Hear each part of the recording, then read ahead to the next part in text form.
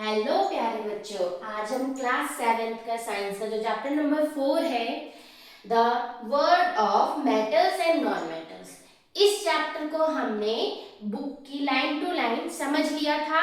आशा करती हूँ वो चैप्टर आपको अच्छे से समझ आया हो। तो आज हम इस चैप्टर को नोट्स के थ्रू समझते हैं। तो पूरा एक वीडियो में इस चैप्टर को हम क्या करेंगे, कवर करेंगे। तो chapter number 4 is the word of metals and non metals. सबसे पहले इसमें इंट्रो है। The chapter begins with Yashwant and Anandi who visit an iron smith in Rajasthan to learn how metal objects are made। आपने chapter में देखा था कि chapter start हुआ था जिसमें यशवंत और आनंदी थे जो कि एक लोहार के पास जाते हैं और देखते हैं कि कैसे वो मेटल के ऑब्जेक्ट बनाते हैं। The iron Smith prepare many useful items, वो बहुत सारे यूजफुल आइटम प्रिपेयर करते हैं, like Tawa, bucket, tongs, spade, axe, trowels, rake, and he uses, और क्या यूज करते हैं वो बनाने के लिए, iron, coal, furnace and hammer. तो iron is heated until it becomes red hot. Iron को तब तक हीट किया जाता है जब तक कि वो रेड हॉट न हो जाए। Then it beaten with a hammer to give different shape. फिर इसको एक हैमर की हेल्प से बीट किया जाता है ताकि उसको डिफरेंट शेप्स दे सके। तो इंपॉर्टेंट क्वेश्चन यहाँ पे क्या बनता है कि why is iron heated before beating. Iron को इतना हीट क्यों किया जाता है उसको बीट करने से पहले। Heating makes iron soft. Heat की वजह से जो आयरन है वो सॉफ्ट हो जाता है so that it can be easily shaped into different tools, जिसकी वजह से इसको डिफरेंट टूल्स की शेप में इसको कन्वर्ट कर सकते हैं। Now the property of metals, materials की प्रॉपर्टीज हम देखते हैं। Metals and non metals have different physical properties. जो मेटल्स और नॉन मेटल्स हैं both have different physical properties. The important properties are, जो हमने इस चैप्टर में देखने हैं, like malleability, ductility, sonority, conduction of heat and conduction of electricity. ठीक है, तो मेलेबिलिटी सबसे पहले हम स्टार्ट करते हैं मेलेबिलिटी से। ठीक है, व्हाट इज मेलेबिलिटी? तो malleability is the property, malleability क्या है? एक प्रॉपर्टी है by which a material can be beaten into thin sheet, जिसकी हेल्प से क्या होता है, मटेरियल को हम अगर बीट करें तो उनको हम क्या कर सकते हैं, थिन शीट में कन्वर्ट कर सकते हैं। ठीक है, तो malleability is the property by which material can be beaten into thin sheets. Material को हम थिन शीट में कन्वर्ट कर सकते हैं। जैसे कि आपने देखा होगा एल्यूमिनियम फॉइल, आप सबने देखा होगा, जिसको कि हम फूड रैप करने के लिए यूज करते हैं। तो क्या है, एल्यूमिनियम एक मेटल होता है। तो आपने देखा ना कितनी पतली शीट उसकी देखो कन्वर्ट की गई है। ठीक है, तो वो क्या है, due to the property of malleability की वजह से है वो इतनी पतली शीट में कन्वर्ट हुआ है। नाउ ये आप देख सकते हैं कि कैसे यहाँ पे एक हम ये आपके पास में मेटल है, उस मेटल को थिन शीट में कन्वर्ट कर रहे हैं। तो यहाँ पे है बिफोर हैमरिंग, आफ्टर हैमरिंग, जब हमने उसको बीट किया तो वो थिन शीट में कन्वर्ट हो गया। तो this property is called malleability. इस प्रॉपर्टी को हम क्या कहते हैं, मेलेबिलिटी। तो मेलेबिलिटी क्या है, by which we can convert metal into thin sheet. हम उसको क्या कर सकते हैं, एक थिन शीट में कन्वर्ट कर सकते हैं। तो इस प्रॉपर्टी को हम क्या कर सकते कहते हैं, मेलेबिलिटी ऑफ मेटल्स। इसको हमने क्या कहा, malleability. Now most metals are malleable. बहुत सारे मेटल्स ऐसे होते हैं जो क्या है, मेलेबल है। एक्टिविटी, अब हमने क्या करना है, एक हमने यहाँ पे एक्टिविटी करनी है कि कैसे आपने बहुत सारे मटेरियल्स को कलेक्ट करना है, तब आपने उसको ऑब्जर्व करना है कि क्या वो मेलेबल है या मेलेबल नहीं है। तो मेलेबिलिटी समझ आई कि जब हम उसको हैमर से बीट कर रहे हैं तो धीरे धीरे थिन शीट में कन्वर्ट हो जाएगा। तो हम यहाँ पे एक्टिविटी कर रहे हैं, उसका एम क्या है, टू आइडेंटिफाई मेलेबल मटेरियल्स। हमने आइडेंटिफाई करना है कि विच मटेरियल्स आर मेलेबल। तो materials required, it means we have to collect some materials like copper piece. ठीक है, कॉपर वायर आप ले सकते हैं, एल्यूमिनियम का लेना है, iron nail, coal, sulphur, wood and hammer sorry. तो ये सब मटेरियल आपको कलेक्ट करने हैं। ठीक है, प्रोसीजर, इसका क्या प्रोसीजर है, ऑब्जर्व ईच मटेरियल। आपको क्या ऑब्जर्व करना है, ठीक है। चाहे आपने आयरन नेल लिया है, एल्यूमिनियम लिया है, वुड लिया है, या कोई सा भी आपने मटेरियल लिया हो, तो चेक वेदर इट इज लक्सरस और नॉट। आपको देखना है क्या उसमें चमक है, ठीक है, मतलब चमक है या नहीं है, ठीक है, शाइनिंग है, शाइन है या नहीं है, ठीक है, शाइन है उसमें या नहीं है, चमक है या नहीं है, या वो डल है। Place the material on a hard surface, उसके बाद आपने मटेरियल को एक हार्ड सरफेस में प्लेस कर देना है। Beat it gently with a hammer, record the observation. अब आपको क्या करना है, वन बाय वन, जैसे मान लो मैंने ले लिया कॉपर, इसको क्या करना है आपने हैमर से बीट करना है। नाउ टेक एल्यूमिनियम, ठीक है, अगेन इसको कॉपर हैमर से यानी कि हथौड़े की हेल्प से आपको इसको बीट करके देखना है। आप ले सकते हैं प्लास्टिक, आपने लिया है कोई, है ना, प्लास्टिक आप ले रहे हैं, उसको हैमर की हेल्प से आप बीट करके देखेंगे। वुड हो गया, ठीक है, तो आपने क्या ऑब्जर्व किया, अब आपको इसमें अपनी ऑब्जर्वेशन देखनी है। तो हमने क्या कहा था, आपको सबसे पहले ये भी देखना है कि वो कैसे हैं, लक्सरस हैं, उनमें चमक है या नहीं है, ये भी तो आपने देखना था। तो ऑब्जर्व किया, सबसे पहले हमने कॉपर लिया, तो कॉपर को हमने देखा कि लस्ट्रस यानी कि उसमें चमक है, हार्ड होता है और बिकम्स फ्लैट। जब हमने उसको हथौड़े से बीट किया तो वो क्या हो गया, धीरे धीरे फ्लैट होते जा रहा है। It means copper is malleable. Now again aluminium, aluminium कैसे हुआ, लस्ट्रस है यानी कि उसमें चमक है, हार्ड है और become flat. Again iron nail में भी सेम है, ठीक है, आयरन नेल के लिए भी हमने देखा हार्ड है एंड बिकम फ्लैट। नाउ तो ये तीन अगर हमने देखे, कॉपर, ठीक है, एल्यूमिनियम, जो हमने मटेरियल लिए हैं उनकी हम बात कर रहे हैं, एंड आयरन नेल, ठीक है, आयरन नेल, इसमें हमने देखा कि ये क्या है, लस्ट्रस है ना, चमक है, ठीक है, हार्ड है एंड साथ ही साथ becomes flat। इट मींस जब हम उनको हथौड़ों से बीट कर रहे हैं वो कैसे हो रहे हैं, फ्लैट होते जा रहे हैं, धीरे धीरे थिन शीट में कन्वर्ट हो जाएंगे। उसके बाद है कोल, ये मटेरियल भी हमने लिया है, तो कोल है non lustrous break into pieces, ठीक है, ये क्या होता है, जब हमने इसको हैमर से बीट किया तो ये क्या है, पीसेस में इसके मतलब टुकड़े हो गए, ठीक है, जैसे हमने उसको बीट किया उसके टुकड़े हो गए। सल्फर में भी सेम कंडीशन हुई, break into pieces. And now wood, wood की अगर हम बात करें, does not become flat and does not break easily. तो आपने कोल और सल्फर के लिए देखा कि इनका क्या था, नॉन लस्ट्रस यानी कि डल है ये, ठीक है, ये कैसे है, डल है, और साथ ही साथ ब्रेक्स इनटू पीसेस, ये क्या हो रहे हैं, ब्रेक्स इनटू पीसेस, पीसेस में ब्रेक हो गए हैं यानी कि छोटे छोटे टुकड़ों में टूट गए हैं, ठीक है, जब हमने उसको हथौड़े से बीट किया। और वुड है, वुड ना तो फ्लैट हुआ, ठीक है, दो कंडीशन थी, या तो वो फ्लैट हो रहा था या जब हम उसको हथौड़े से मार रहे थे तो टुकड़ों में टूट रहा था। तो वुड के साथ क्या हुआ, ना तो ये फ्लैट हुआ ना ही ये इजीली ब्रेक हुआ, लाइक सल्फर एंड कोल, ठीक है, तो इतना समझ आया। तो हमने लिया था इसमें एल्यूमिनियम, आयरन नेल और कॉपर, ये तीन आपकी एक कैटेगरी में आए। उसके बाद आपने देखा सल्फर एंड कोल, ये दोनों आपकी एक कैटेगरी में आए, और वुड है न ये उन तीनों की कैटेगरी में आई, न सल्फर और कोल की कैटेगरी में आई। तो देख लेते हैं कंक्लूजन क्या निकला आपका, कि copper, aluminium and iron are metals because they are lustrous, hard and become flat when hammered, ठीक है, and coal, sulfur and wood do not show this property। और जो कोल, सल्फर हैं उन्होंने इस प्रॉपर्टी को शो नहीं किया, ठीक है।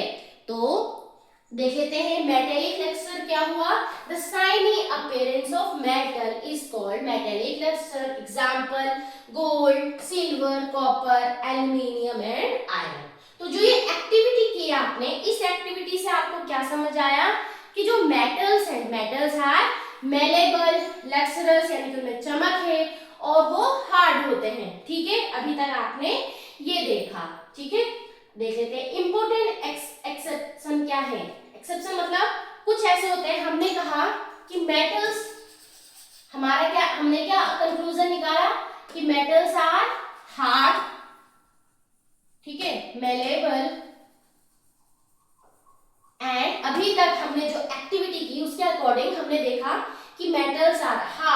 मेलेबल एंड लस्टरस, यानी कि उनमें क्या है, चमक है। ठीक है, तो एक्सेप्शन मतलब क्या होते हैं, क्या इसके अलावा भी कुछ हो सकता है।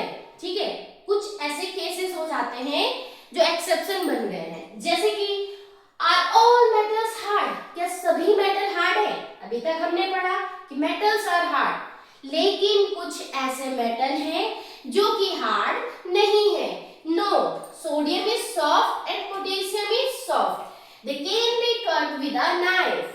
यानी कि क्या समझ आया, एक्सेप्शन क्या है, all metals are hard except sodium and potassium. ठीक है, except sodium and potassium, these two metals are soft, ये दोनों मेटल कैसे हैं, सॉफ्ट है, and cut they can be cut with a knife easily, हम इसको चाकू की हेल्प से इजीली कट कर सकते हैं। ठीक है, तो हमने देखा था कि मेटल्स आर हार्ड एक्सेप्ट, याद रखना ये बहुत इंपॉर्टेंट है, वन मार्क क्वेश्चन में आ जाता है कि कौन से ऐसे मेटल्स हैं जो कि हार्ड नहीं है। तो sodium and potassiums are soft metals, कैसे मेटल्स होते हैं, सॉफ्ट मेटल्स। उसके बाद हमने देखा हार्ड है, ठीक है, मेलेबल, और ज्यादातर हमने देखा कि जो मेटल्स होते हैं वो किस फॉर्म में मिलते हैं, सॉलिड फॉर्म में मिलते हैं। हमने देखा कि जो मेटल्स हैं वो ज्यादातर सॉलिड फॉर्म में है, एक्सेप्ट, ठीक है, क्या है, is every metal solid, no, mercury is the only common metal that is liquid at room temperature, सिर्फ मर्करी एक ऐसा मेटल है, मर्करी एक ऐसा मेटल है जो कि रूम टेम्परेचर में आपको किस फॉर्म में मिलेगा, लिक्विड फॉर्म में मिलेगा। थर्मामीटर में आप लोगों ने देखा होगा। तो यहाँ से आपको समझ आया एक्सेप्शन में कि कौन से ऐसे मेटल्स हैं जो सॉफ्ट होते हैं, सोडियम एंड पोटेशियम, एंड कौन सा ऐसे मेटल है जो आपका लिक्विड फॉर्म में मिलता है, दिस इज मरकरी, ये याद रखना है। ठीक है, now brittle materials, brittle materials क्या होते हैं, materials that break into pieces when hammered are called brittle. Brittle का मतलब क्या हुआ यहाँ पे कि ऐसे मटेरियल्स जब हम उनको हैमर से उसमें हैमर करते हैं, हथौड़े से मारते हैं, तो वो पीसेस में ब्रेक हो जाते हैं, उसके टुकड़े हो जाते हैं, तो उनको हम कहते हैं ब्रिटल। जैसे कि आपने देखा था कोल एंड सल्फर, आपने देखा था कोल एंड सल्फर को जब हम हैमर से बीट कर रहे थे तो क्या हो रहा था, उनके टुकड़े हो रहे थे। ठीक है, इतना समझ आया। उसके बाद है वुड, वुड कैसा है, वुड ना तो मेलेबल की कैटेगरी में है ना ही ब्रिटल की कैटेगरी में है। ठीक है, ना तो वो जल्दी से थिन शीट में कन्वर्ट होने के लिए था, ना ही उसके जल्दी पीसेस हो रहे थे। It means would is not malleable not brittle, ना ही वो मेलेबल है ना ही वो ब्रिटल है। नाउ एग्जांपल्स ऑफ मेलेबिलिटी, एक है एल्युमिनियम फॉइल, आप लोगों ने देखा ही होगा, खाने को रैप करने के लिए यूज किया जाता है। Silver foil used on sweets, आपने देखा होगा स्वीट्स के ऊपर, ठीक है, मिठाइयां होती हैं उसके ऊपर आपने एक सिल्वर कलर की एक फॉइल लगी देखी हो, सिल्वर फॉइल ही होती है। ठीक है, इतना समझ आया। एंड मोस्ट मेलेबल मेटल, ये भी क्वेश्चन बन जाता है, मोस्ट मेलेबल मेटल्स कौन से होते हैं, तो silver and gold are the most malleable metals. ठीक है, gold and silver are most malleable metals. तो अभी तक आपने यहाँ पे कुछ एक्सेप्शन देखे कि sodium and potassium are soft metals, mercury found in liquid state in room temperature, and most malleable metals are gold and silver. Gold and silver सबसे ज्यादा मेलेबल होते हैं, यानी कि आप इनको बहुत ही ज्यादा पतली शीट में कन्वर्ट कर सकते हैं। Now the second one is, second property is ductility. अभी हमने देखी malleability, now the second one is ductility. आप लोगों ने देखा था जब हम किसी मेटल को थिन वायर में कन्वर्ट कर देते हैं, इसी प्रॉपर्टी को हम क्या कहते हैं, डक्टिलिटी। तो ductility is the property of a material by which it can be drawn by into thin wires, जिसमें हम इसको क्या कर सकते हैं, थिन वायर में कन्वर्ट कर सकते हैं, उनको हम क्या कहते हैं, उस प्रॉपर्टी को डक्टिलिटी कहते हैं। ठीक है, इतना समझ आया कि ductility is the property of a material by which it can be drawn into thin wire, जब हम इसको क्या करते हैं, थिन वायर में कन्वर्ट कर सकते हैं। तो मोस्ट मेटल्स आर डक्टाइल। बहुत सारे मेटल्स कैसे होते हैं, डक्टाइल होते हैं। जैसे कि आप यहाँ पे देख सकते हैं कि ये मेटल की रॉड है और इसको मेटल वायर, देखो वायर में इसको क्या कर दिया है, कन्वर्ट कर दिया गया है।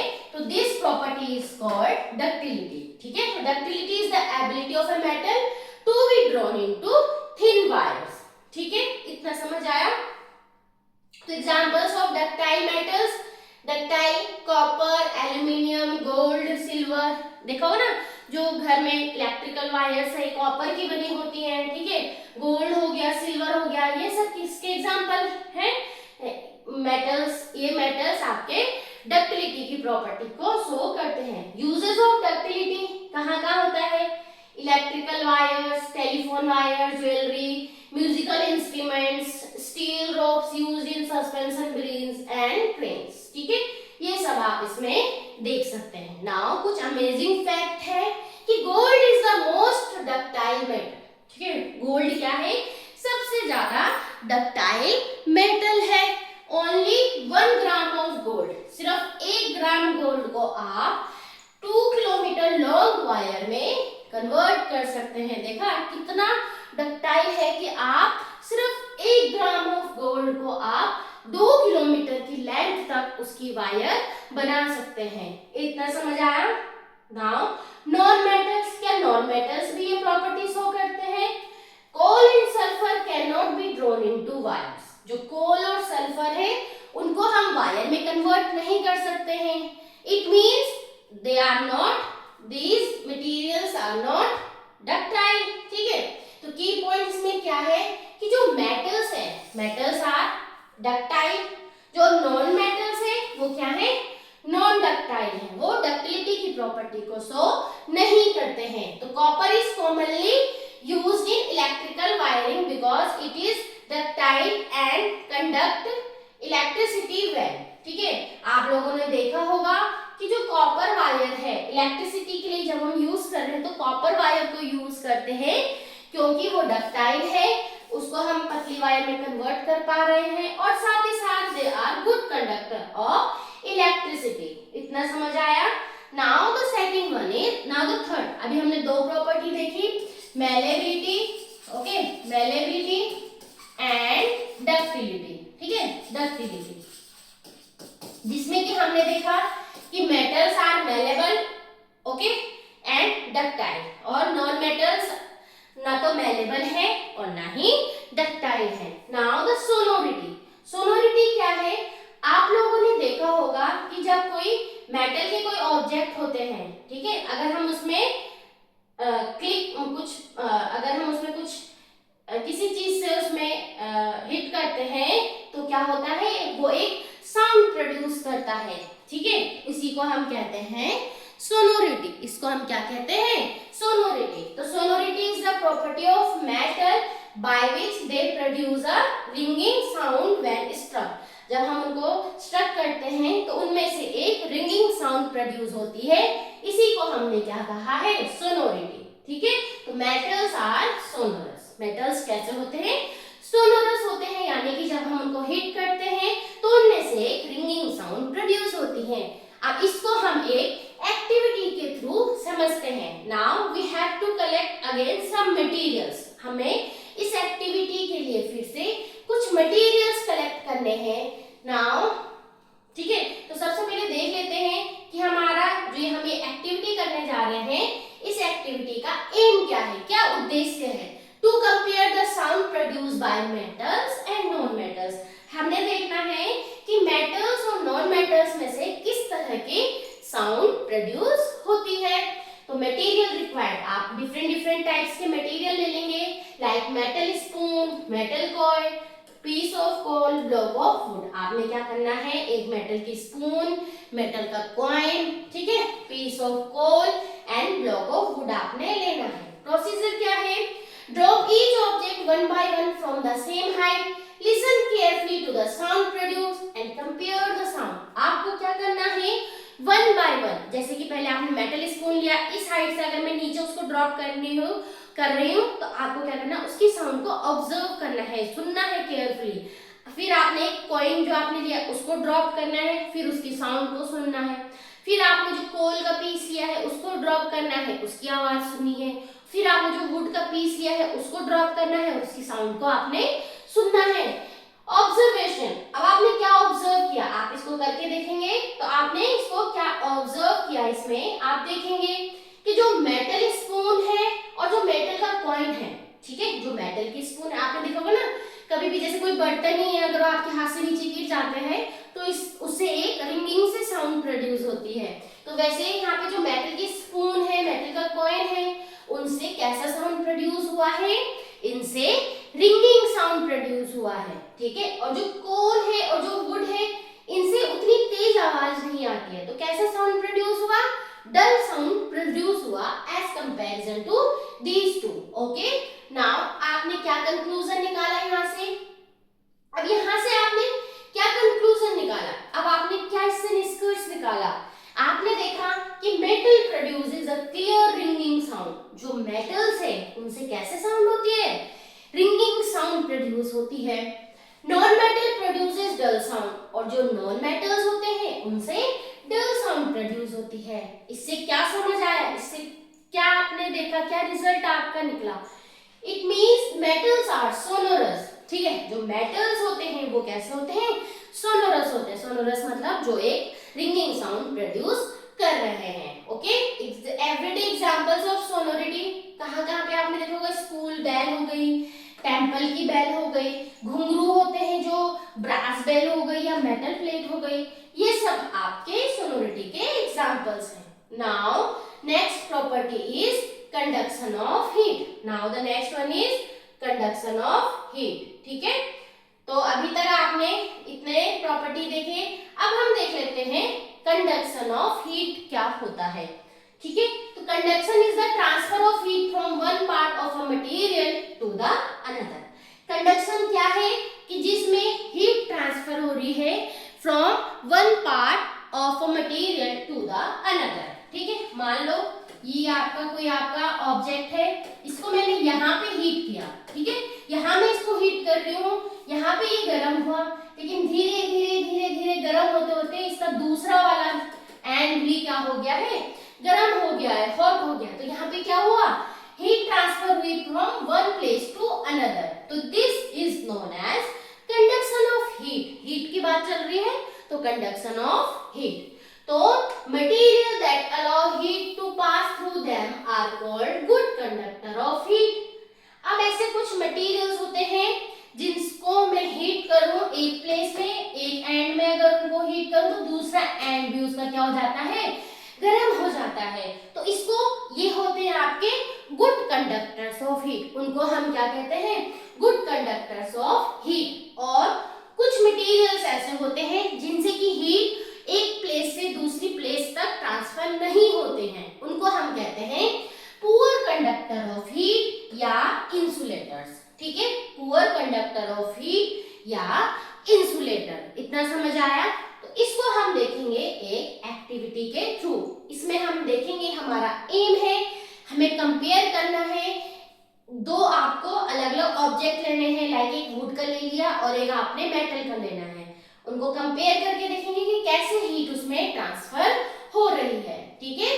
तो एम क्या है, to compare the conduction of heat in metal and wood. Metal और वुड में आप कंपेयर कर रहे हैं कि कैसे हीट आपकी क्या हो रही है, उसमें ट्रांसफर हो रही है, ठीक है। तो material required, glass tumbler, hot water, metal spoon and wooden spoon. आपको क्या क्या चाहिए इसके लिए, एक ग्लास चाहिए, ठीक है, उसमें आपको हॉट वाटर लेना है, ठीक, और उसमें आपको क्या करना है, एक इसमें आपको मेटल की स्पून लेनी है, ठीक है, और एक आपको इसमें वुडन स्पून लेनी है, ठीक है, एक आपने इसमें वुडन की स्पून लेनी है, ठीक है। तो प्रोसीजर है, fill a glass tumbler with hot water, आपने इसको हॉट वाटर से फिल किया, place a metal spoon and a wooden spoon in the hot water. इस गर्म पानी में आपको एक मेटल का स्पून और एक वुडन का स्पून रखना है। Leave them for few minute, कुछ टाइम के लिए आपको उसको ऐसे ही रहने देना है।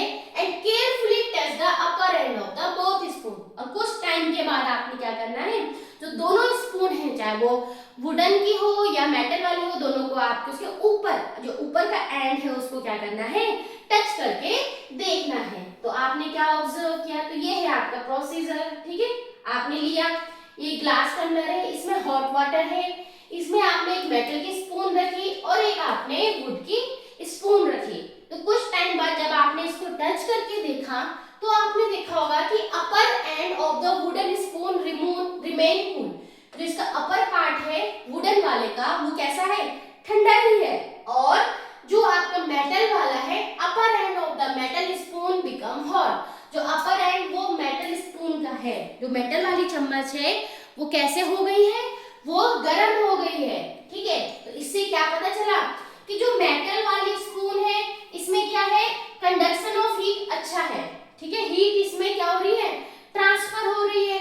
और वुडन वाले में ये नीचे से तो थोड़ा गर्म हो गई ना जब गर्म पानी में, लेकिन इसमें हीट ट्रांसफर नहीं हुई, ठीक है। इतना समझ आया। तो ऑब्जर्व किया आपने कि the metal spoon become hot and the wooden spoon remain much cooler. जो वुडन वाली है वो ठंडा ही है।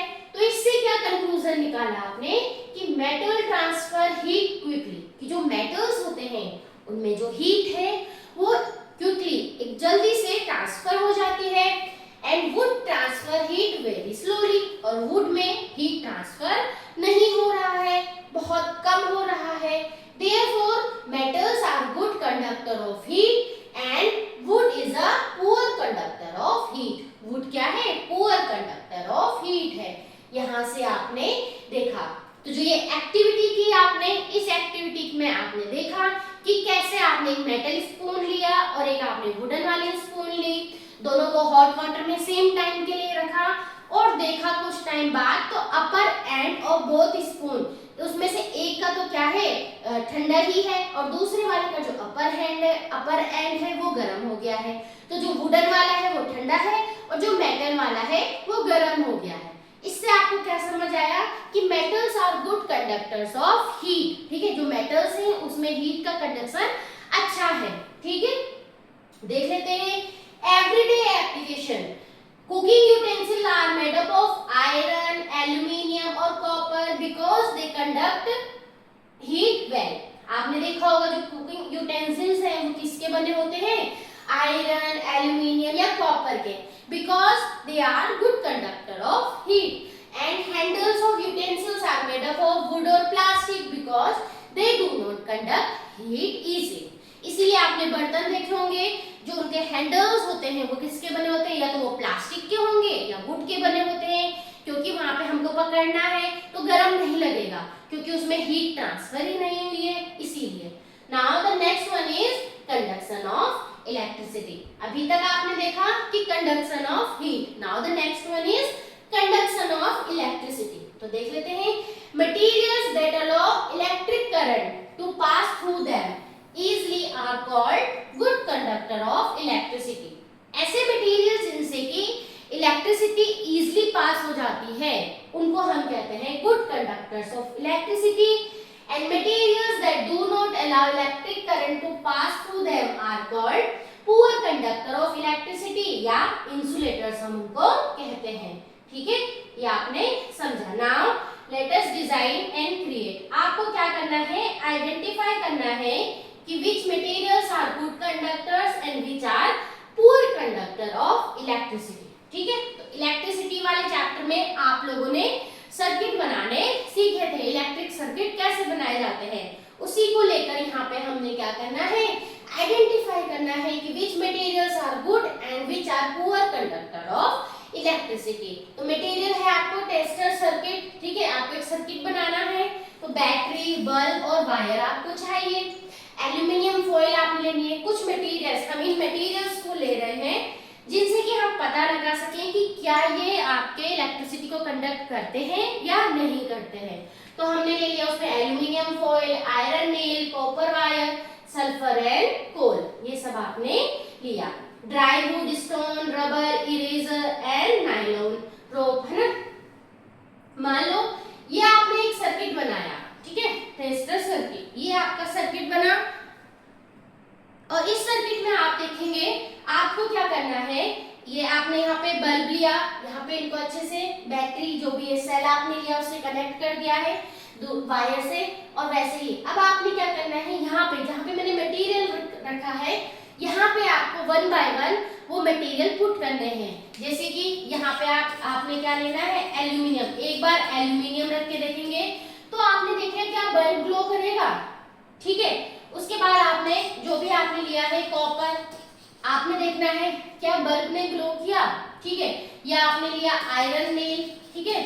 या आप ले रहे हैं कोल, ओके, सल्फर, और मान लो वुड आपने लिया, ठीक है, इरेजर, ये सब चीजें आपने वन बाय वन इस मटेरियल की जगह one by one in materials को रख के देखना है, ठीक है। तो आपने देखना है कि क्या बल्ब ने ग्लो किया या नहीं किया, ठीक है। आपने ये फाइंड आउट करना है, ठीक है। तो अगर बल्ब ग्लो करता है इट मींस वो material good conductor of electricity हुए, ठीक है। और अगर ग्लो नहीं किए it means poor conductor of electricity हुए, ठीक है। तो हम देख लेते हैं। तो हमने क्या किया, test each material one by one, एक एक करके आपने इन मटेरियल को टेस्ट करना है। Observe whether the bulb glow और नॉट, आपको ऑब्जर्व करना है कि बल्ब ने ग्लो किया या नहीं किया, ठीक है। तो हम इसको देखेंगे।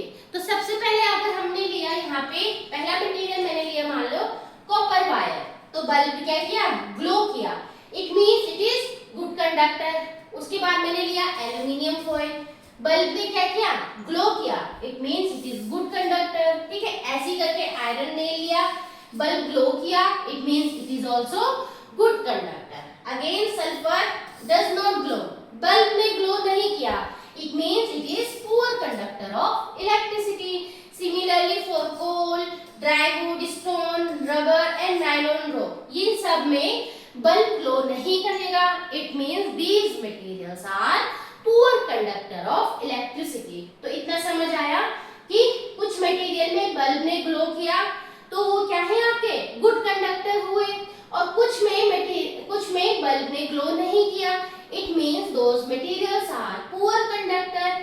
तो आपने क्या कंक्लूजन निकाला कि metals like copper, aluminium and iron conduct electricity. आपने जो भी यहाँ पे मेटल लिए उन्होंने क्या किया, इलेक्ट्रिसिटी को कंडक्ट किया। And non metal such as sulphur, coal, wood, rubber and nylon do not conduct electricity well, इन्होंने इलेक्ट्रिसिटी को कंडक्ट नहीं किया। तो इतना समझ आया कि कुछ मटेरियल है जो इलेक्ट्रिसिटी को अच्छे से कंडक्ट कर रहे हैं, तो उनमें क्या है आपके मेटल्स है, ठीक है। Now everyday application, everyday use में हमने देखा होगा कि electric wires are made up of copper and aluminium. तो ज्यादातर जो इलेक्ट्रिक वायर है वो किसकी बनी होती है, कॉपर की, एल्यूमिनियम की, क्योंकि ये इलेक्ट्रिसिटी को अच्छे से कंडक्ट करते हैं। Screw driver handles are made up of plastics, electrician wear rubber gloves and rubber shoes to avoid electric shock, ठीक है। तो जो स्क्रू ड्राइवर्स होते हैं, ठीक है, वो जो हैंडल्स होते हैं वो प्लास्टिक के होते हैं, और जो इलेक्ट्रिशियन है वो क्या करते हैं, रबर के ग्लव्स पहनते हैं और शूज पहन के ही काम करते हैं। आपने देखा होगा ज्यादातर, जिससे कि बिजली के झटके न लगे, ठीक है। इतना समझ आया, ओके। नाउ थोड़ा जो कम हमने देखा हीट और इलेक्ट्रिसिटी के लिए हमने देखा कंडक्ट हीट, ठीक है, प्रॉपर्टी है conduct heat and conduct electricity. तो मेटल्स कंडक्ट करते हैं, यस, ठीक है, metals conduct electricity, yes, non metals no, no, okay. इतना समझ आया। नाउ ये तो अभी तक थी, आपने अभी तक जो पढ़ा ये पूरा था आपका प्रॉपर्टीज, ठीक है, जो आपके मटेरियल्स हैं उनकी प्रॉपर्टी आपने देखी। नाउ अब हमने नेक्स्ट में देखना है effect of air and water on metals. Metals पे एयर और वाटर का क्या इफेक्ट पड़ता है। तो सबसे पहले हम देख लेते हैं आयरन के लिए, लोहे के लिए, ठीक है। तो सबसे पहले हम देख लेते हैं आयरन के लिए। तो you may have seen that old iron gates, nails, bicycles और tools develop a brown coating after being left outside for a long time. This brown coating is called rust. आप लोगों ने देखा होगा लोहे ये चीजें कुछ टाइम के लिए जैसे बाहर रहती हैं, ठीक है, तो उनके ऊपर एक ब्राउन कलर की लेयर बन जाती है, ठीक है, ब्राउन कलर की लेयर फॉर्म हो जाती है। इसको हम क्या कहते हैं? इसको हमने कहा है रस्ट। रस्ट यानी कि हम जैसे बोलते हैं ना कि जंग लगना, तो इसको हम क्या कहते हैं? रस्ट कहते हैं।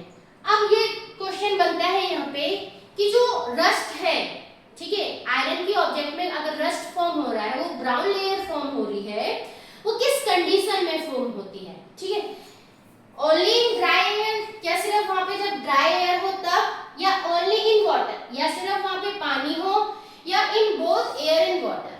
तो इसका जो राइट है वो होता है ये वाला। इसको हम एक एक्सपेरिमेंट के थ्रू देखेंगे कि कैसे सिर्फ ड्राई एयर और जब वाटर प्रेजेंट है तो उस आयरन में कोई भी रस्ट नहीं फॉर्म हो रहा है, लेकिन जब उसमें दोनों ही कंडीशन है, यानी कि वहां एयर भी प्रेजेंट है और वाटर भी प्रेजेंट है, तो उसमें क्या फॉर्म हो रही है? आयरन में एक ब्राउन लेयर फॉर्म हो रही है। तो देख लेते हैं इसको एक्सपेरिमेंट के थ्रू। हमने क्या करना है? To find out the conditions required for rusting of iron. इस एक्सपेरिमेंट में हमने क्या देख रहे हैं कि रस्टिंग अगर हो रही है उसके लिए कौन-कौन सी कंडीशंस कंपलसरी हैं, ठीक है। तो मटेरियल रिक्वायर्ड, आपको क्या करना है? 3 क्लीन आयरन नेल्स लेने हैं, ठीक है, क्लीन आयरन नेल्स लेने हैं, 3 ग्लास बॉटल्स लेने हैं जिनको कि आपने 3 नाम दे देने हैं, A, B and C। Silica gel लेना है, freshly boiled and cooled water. आपको फ्रेशली उसको बॉइल्ड गर्म पानी करना है, फिर उसको ठंडा करके लेना है। आपने ऑयल लेना है और थ्रेड लेना है। तो सबसे पहले आपने क्या करना है? Place 1 iron nail with silica gel. आपने क्या लिया? एक बॉटल ली है ना, तो जैसे ही बॉटल ली, ठीक है, और आपने क्या करना है? इसमें सिलिका जेल लिया और इसमें इस आयरन नेल को रख देना है, ठीक है। ये सिलिका जेल आपने लिया और इसके अंदर आपने आयरन नेल रख देनी है और इसको अच्छे से आपने क्या कर देना है? टाइट कर देना है। तो इस कंडीशन में क्या है?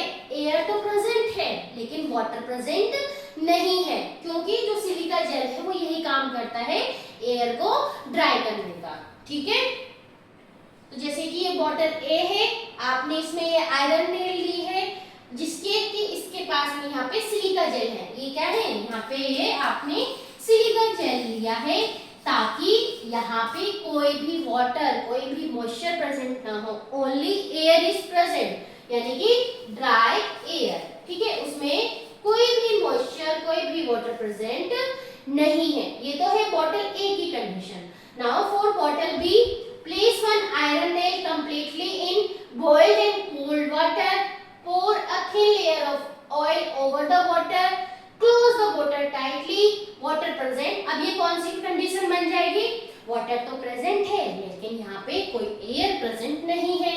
कैसे? ये देख रहे होंगे आप, यहाँ पे ये बॉटल ली है, यहाँ पे जो आपने हॉट वाटर लिया था उसको ठंडा करके रखा है, उसके अंदर आपने इस आयरन नेल को रखा और ऊपर से यहाँ पे क्या बनाई है? ये क्या है? ऑयल की एक लेयर है। ऑयल की क्या है? यहाँ पे लेयर प्रेजेंट है, और ऊपर से आपने इसके ढक्कन को अच्छे से क्लोज कर देना है। तो लेयर क्यों ली गई है ऑयल की?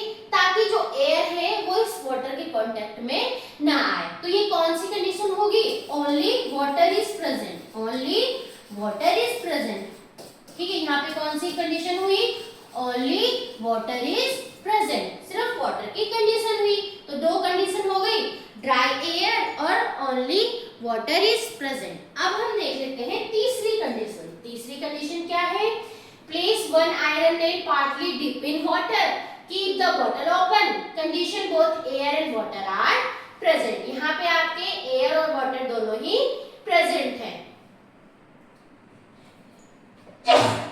सॉरी, तो आप लोग यहाँ पे देखेंगे कि कैसे यहाँ पे बॉटल ली है, इसको सी नाम दिया है, और यहाँ पे आपके एयर भी प्रेजेंट है और वाटर भी प्रेजेंट है। तो keep all 3 bottles undisturb for 8 to 10 days. आपको क्या करना है? तीनों बॉटल्स को जो आपने ए, बी और सी ली है 8-10 दिन के लिए बिना डिस्टर्ब किए हुए रख देना है। उसके बाद आपको ऑब्जर्व करना है। आपने क्या ऑब्जर्व किया कि जो बॉटल ए की कंडीशन क्या थी? Only air is present, water नहीं था तो वहां पे रस्ट फॉर्म नहीं हुआ। बी में आपने देखा वहां एयर नहीं थी but water is present, no rust, यहाँ पे भी कोई रस्ट नहीं हुआ। लेकिन जो सी वाली बॉटल थी वहां पे एयर भी प्रेजेंट थी, वाटर भी प्रेजेंट था और आपने देखा वहां पे रस्ट भी फॉर्म हो चुकी है, ब्राउन लेयर बन गई है। तो यहां से आपने क्या देखा कि rust forms only when, rust कब फॉर्म होती है जब आपके पास दोनों ही प्रेजेंट हो। It means air and water both are compulsory for rusting of iron. Okay, moist air is essential for rusting of iron. तो जो बाहर रखे रहते हैं आयरन के ऑब्जेक्ट उनमें ब्राउन लेयर की रस्ट फॉर्म हो जाती है क्योंकि जो एयर होती है उसमें कहीं ना कहीं मॉइस्चर भी प्रेजेंट होता है, वाटर है, इस वजह से उसमें जंक लग जाता है। तो व्हाट इज रस्ट? तो rust is a brown deposit formed on the surface of iron when it react with air and water। तो रस्ट क्या है? एक ब्राउन कलर की डिपॉजिट फॉर्म हो जाती है किसी भी आयरन ऑब्जेक्ट में when it react with, जब भी वो एयर और वाटर के साथ में रिएक्ट करती है। Now rusting, तो rusting is the process of formation of rust on iron object। Iron object में रस्ट का फॉर्म होना, इसको हम क्या कहते हैं? रस्टिंग कहते हैं। Now corrosion, ठीक है, कोरोजन क्या होता है कि जब आपका जो मटेरियल है उसमें रस्ट लग रहा है ना, तो उससे क्या है वो मटेरियल धीरे धीरे उसकी जो क्वालिटी है वो खत्म होते जाती है, ठीक है, धीरे धीरे वो खराब होने लग गया। इसी को हमने क्या कहा? इसी को हम कहते हैं कोरोजन। तो corrosion is a gradual damage और डिटेरियोरेशन ऑफ मेटल्स, ठीक है, धीरे धीरे खराब होना, caused by air, water और other substances। एयर, वाटर या कोई और सब्सटेंसेस की वजह से मेटल्स का धीरे धीरे खराब होते जाना, उसको हम क्या कहते हैं? कोरोजन कहते हैं। एग्जांपल्स ऑफ कोरोजन क्या हो गए? रस्ट ऑन आयरन, आयरन पे रस्ट लगना। कॉपर का अगर आप देखे होंगे, कॉपर का कोई ऑब्जेक्ट हो अगर आपके घर में, आपने देखा होगा उसमें ग्रीन कलर की लेयर फॉर्म हो जाती है। Black coating on silver, silver के ऊपर आप लोगों ने सिल्वर तो देखा ही होगा, मम्मी के पास हो, जैसे पायल हो कुछ हो तो उसमें देखना ब्लैक कलर की लेयर फॉर्म होने लग जाती है धीरे धीरे। तो ये सब क्या है? कोरोजन के एग्जांपल है। Now prevention of rusting, rusting से कैसे बचा जा सकता है? ठीक है, रस्ट लगने से, कोई आयरन का ऑब्जेक्ट है उसमें हम चाहते हैं कि रस्ट ना लगे, ठीक है, जंग ना लगे, तो उससे बचने के क्या क्या आपके पास एग्जांपल है? आप क्या कर सकते हैं? पेंट कर सकते हैं। आप लोगों ने देखा हो ना कि जल्दी से पेंट कर दिया, या आप उसमें क्या कर सकते हैं? हमने क्या करनी है? कुछ नहीं करना, जो आयरन का ऑब्जेक्ट है उसके ऊपर कोई अदर लेयर फॉर्म कर देनी है ताकि जो क्या हो, एयर एंड वाटर है वो डायरेक्ट उस आयरन के कांटेक्ट में ना आके जो ऊपर की जो लेयर है उसके कांटेक्ट में आएगी तो वो आयरन को कोई नुकसान नहीं देगा। तो हम कर सकते हैं पेंटिंग, ऑयलिंग, ग्रीसिंग या गैल्वेनाइजेशन। गैल्वेनाइजेशन होता है कोटिंग आयरन विद जिंक, यानी कि जब हम आयरन ऑब्जेक्ट के ऊपर, ठीक है, जिंक की कोटिंग कर देते हैं, उस प्रोसेस को हम क्या कहते हैं? गैल्वेनाइजेशन। तो these method prevent iron from coming in contact with air and water. तो ये एक ऐसे मेथड है जिससे कि जो आयरन है वो डायरेक्टली एयर और वाटर की कांटेक्ट में नहीं आता है। तो इतना समझ आया? Fascinating fact, the iron pillar of Delhi was built during the region of Chandragupta second more than 1600 years ago. इसकी हाइट है अबाउट 8 मीटर, वेट है इतना, सो वेरी लिटिल रस्ट। तो it demonstrate the advance knowledge of ancient Indian metallurgy, ठीक है, यानी कि पहले के इतने पुराने पुराने ऑब्जेक्ट हैं, ठीक है, तो उनमें इजीली रस्ट फॉर्म नहीं हुआ है, ठीक है। नाउ द क्वेश्चन इज, इतना समझ आया आप सभी को? तो क्वेश्चन है आपका कि why is silica gel used in बोतल ए। बोतल ए में आपने सिलिका जेल यूज किया था, है ना, जो एक्सपेरिमेंट किया। क्यों? तो silica gel absorb moisture and keeps the air dry. वहां पे हमारी कंडीशन थी कि हमको सिर्फ एयर चाहिए, ठीक है, वहां पे कोई भी मॉइस्चर वाटर नहीं होना है। तो सिलिका जेल ने ये काम किया कि वो मॉइस्चर को एब्जॉर्ब कर लेता है, ठीक है। Why is oil poured over the water in bottle B?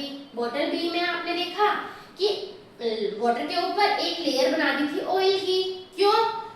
The oil layer prevent air from dissolving in water and reaching the iron nail। हमने वहां पे, हमारी कंडीशन थी हमको सिर्फ वाटर चाहिए, इसीलिए वहां पे ऑयल की लेयर फॉर्म कर दी ताकि एयर उस वाटर के साथ में मिक्स ना हो। Now what is galvanisation? The process of coating iron with zinc to prevent rusting. ठीक है, coating iron with zinc, iron के ऊपर जब हम जिंक की कोटिंग कर देते हैं उसको हम क्या कहते हैं? गैल्वेनाइजेशन। ठीक है, तो ये था अभी आपका आयरन के लिए हमने देखा, लोहे के लिए हमने देखा, ठीक है, कि एयर और वाटर का क्या इफेक्ट उसमें पड़ा। अब हम देख लेते हैं कुछ अदर मेटल्स के लिए effect of air and water on other metals. Some metal react differently with air and water, magnesium is one such metal. ठीक है, तो सबसे पहले इसमें भी हम एक एक्सपेरिमेंट करते हैं।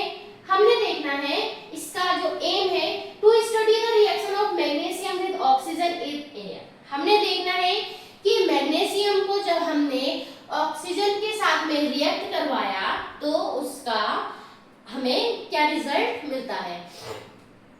इसके लिए आपको मटेरियल रिक्वायर्ड मैग्नीशियम रिबन चाहिए, सैंड पेपर चाहिए, टोंग्स चाहिए, spirit lamp, watch glass, warm water, red and blue litmus paper, ये मटेरियल रिक्वायर्ड है। नाउ द प्रोसीजर हम देख लेते हैं। आपको क्या करना है? Clean the magnesium ribbon with sand paper. जो यहाँ पे मैग्नीशियम रिबन है उसको सैंड पेपर की हेल्प से क्लीन करना है। Hold it with tongs, burn it in flame, collect the white powder foam, add few drops of warm water, test the solution using red and blue litmus paper। आपने क्या करना है?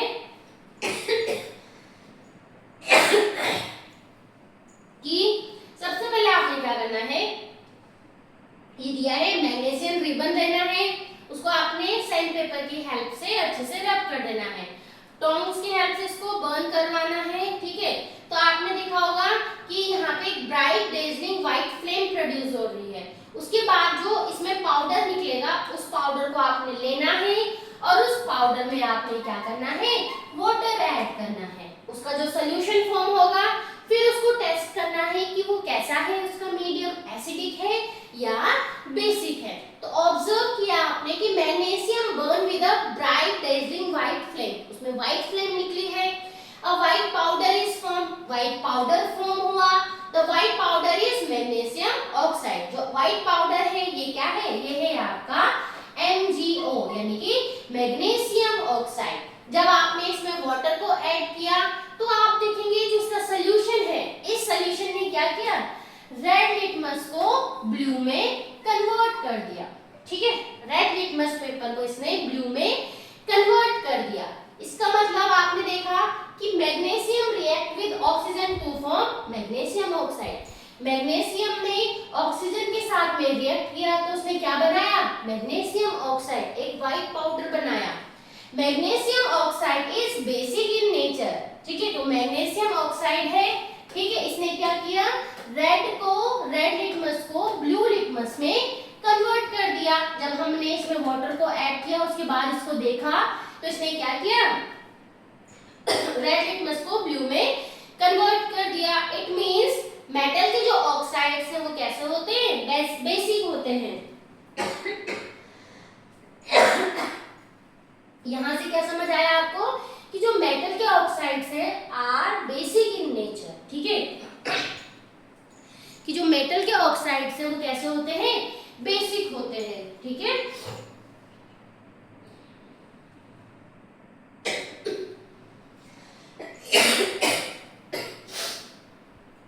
Now कुछ important fact हैं वो देख लेते हैं।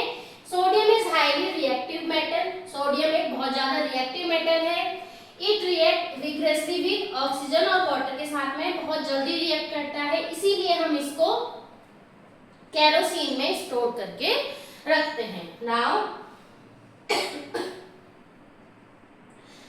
some substances do not show metallic properties, these are called non-metals। कुछ ऐसे मटेरियल्स हैं जो ऊपर वाली जितनी भी मेटेलिक प्रॉपर्टी उनको शो नहीं करते हैं, उनको हम क्या कहते हैं? नॉन मेटल्स कहते हैं। अब हम एक नॉन मेटल ले लेते हैं जैसे कि सल्फर। सल्फर क्या है? एक नॉन मेटल है, इसको बर्न करके देखते हैं, एक एक्टिविटी के थ्रू इसको समझते हैं। हमने क्या देखना है? एम हमारा to study the reaction of sulphur with oxygen. ठीक है, सल्फर का ऑक्सीजन के साथ में हमने रिएक्शन देखना है।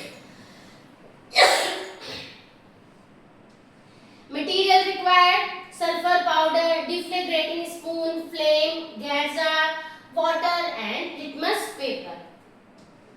आपको क्या करना है, heat sulphur in a flame. आपने क्या करना है, एक डिफ्लेग्रेटिंग स्पून लेनी है, इस टाइप की स्पून आपने लेनी है, इसमें सल्फर लेना है और इसको क्या करना है, हीट करना है। जैसे ही इसमें से गैस प्रोड्यूस हुई, कुछ आपकी गैस प्रोड्यूस हुई, आपको क्या करना है, इसको एक गैस जार में इसको रख देना है, ठीक है। उसके बाद इसको आपने ढक देना है, ठीक है। तो जो गैस है वो इसके अंदर आ जाएगी, ठीक। तो sulphur burns with a blue flame, ठीक। Sulphur dioxide gas is formed after dissolving in water, the solution turns blue litmus to red. अब आपने देखा, आपने इसको फ्लेम किया, गैस जार के अंदर आपने रखा, कुछ देर के लिए अंदर आपने रखा, तो इसके अंदर जो गैस है उसको आपने कलेक्ट कर लिया। फिर इसमें आपने कुछ अमाउंट वाटर का ऐड किया, फिर इसको जब आपने लिटमस पेपर की हेल्प से टेस्ट किया तो आपने देखा ये ब्लू लिटमस को रेड में कन्वर्ट कर रहा है। इट मींस ये कैसे हुए, एसिडिक इन नेचर, ठीक है। तो आपने देखा ब्लू फ्लेम के साथ में ये फॉर्म हो रहा है, सल्फर डाइऑक्साइड गैस फॉर्म हो रही है। After dissolving in water the solution turns blue litmus to red. Blue litmus आपका रेड में कन्वर्ट हो गया। तो आपने देखा जब आपने इसको क्या किया, सल्फर डाइऑक्साइड को वाटर में डिसॉल्व किया, इसने सल्फ्यूरस एसिड बनाया, तो it means solution is acidic और ये आपका ब्लू लिटमस को रेड में कन्वर्ट कर रहा है, ठीक है। तो ये क्या हुए, these solutions are acidic, ठीक है। कैसे हुए, एसिडिक हुए। सल्फर प्लस ऑक्सीजन क्या बनाया, सल्फर डाइऑक्साइड, और सल्फर डाइऑक्साइड जब आपने वाटर को ऐड किया तो उसने बनाया सल्फ्यूरस एसिड, विच है ना, जो कि एसिडिक है, ठीक है। Now sulphur and water, sulphur और वाटर को रिएक्ट करके देखते हैं। To observe the behavior of sulfur in water, take sulfur powder, add water। तो आपने क्या ऑब्जर्व करा,